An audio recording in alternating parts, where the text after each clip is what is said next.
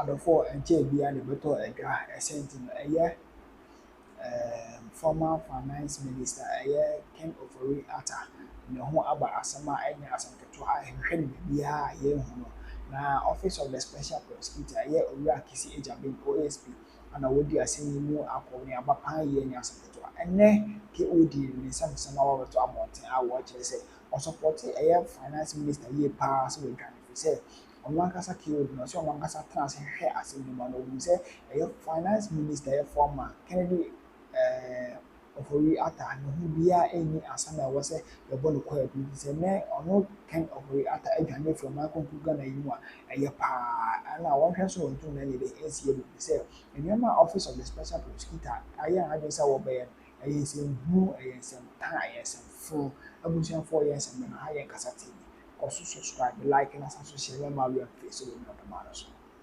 that was used to construct the houses at ßreak. In other words, the value of that built environment is, in my considered opinion, a key determinant of how much of the total sum was allegedly misapplied by the Honorable Collins Dauda.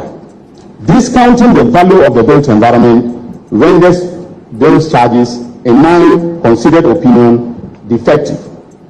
The prosecution in this case also failed and were neglected to take account of payments that were made by other ministers who took office after the Honorable Collins Dauda.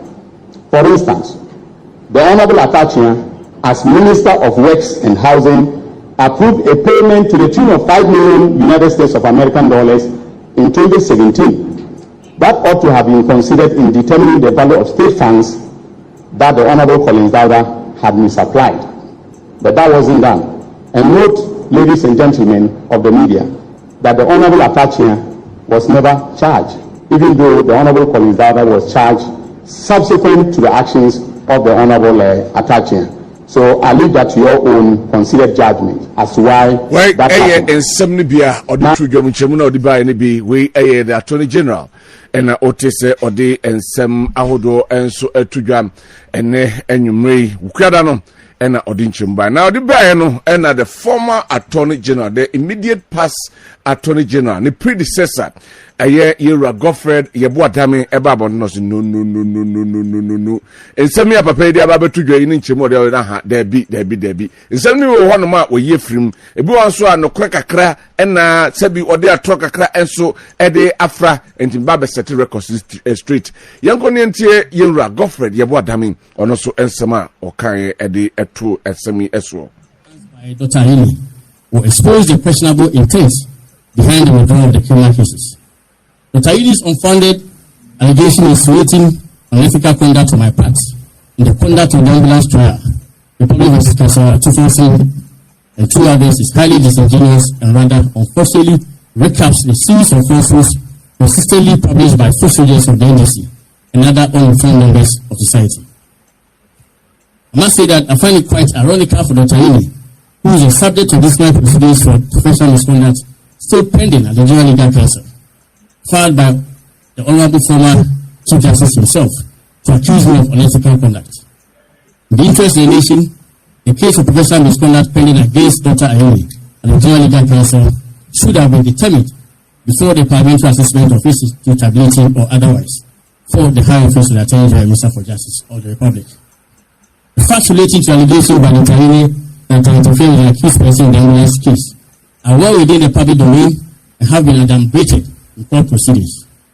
The record shows that there has been a judicial determination of that unfounded allegation frequently made by foot soldiers of the NDC and other uninformed people.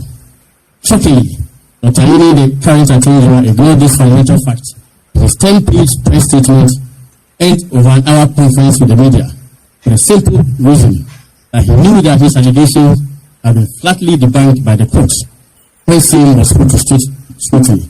If you recall, the accused person in the ambulance trial filed an application for mistrial, hanging saying the alleged interference with one of the accused persons.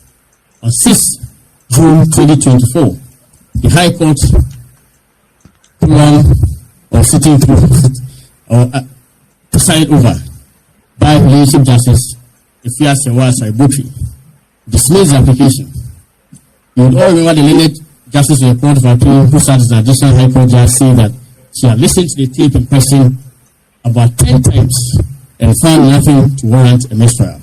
Subsequently, she stated that the immediate past Attorney General and Minister of Justice, Yenra Godfred Yabuadami, were also setting the record straight and Odi and Semi and so Etuga. Yanko Ashanti region, Council of Penadano, na ensem ahodo bebre ene piem honti wie na 16 regions no Ashanti region any northeast enkwa na yentimi enya representatives onto the Council of State. Ni nyina na say northeast dia ne de epaye 66 ene koyeye na afeba Ashanti region dia ye kenkan abana na say yi abana ye soto ata ye shas ye kenkan eye contestants na ba ko die pepepe na how na manfo bi bowura honaja wamo ekeka niema eguyem essay niema enso eguna enei the electoral commission ababonten abekase nyame adoma dwoda ede animin ena ombesan ahwe na abato no yasan akwakoto ne foforo na yenyantie bi se enei some of the aspirants essay secure injunction on Monday se beya elections no entimi enkoso na yebedi enkomo e de afaho at the appropriate time as we move on na fe yahwe eho ensem enso ekakra ewo honom ne yahwe se dwada elections no ebetimi abaso anase entimi emmaso.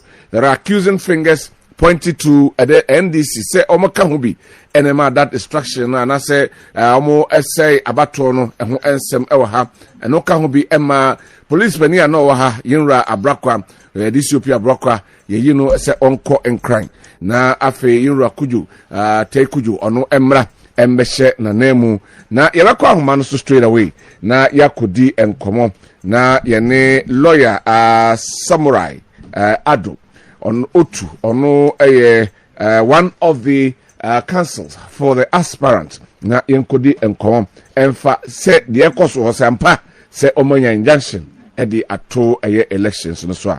Good evening. Hello lawyer. Yebehwe na yedi enkomo enso ede afahom enso ewa na de ode. Erwade adom na. Nyame adom yaso ho ye pa. Na me pa cho wadaro mo. We are council of one of the aspirants me boa. Pa cho me council for aspirants in him Alexander Inti ene Yirenchi. Oh, okay. Alexander Inti ene a friends Yirenchi nyesa. Me ba cho an. Na matese wakoje injunction e de ababeto nyame adoma dwoda abato no so no kura bi wo msa. The tennis engra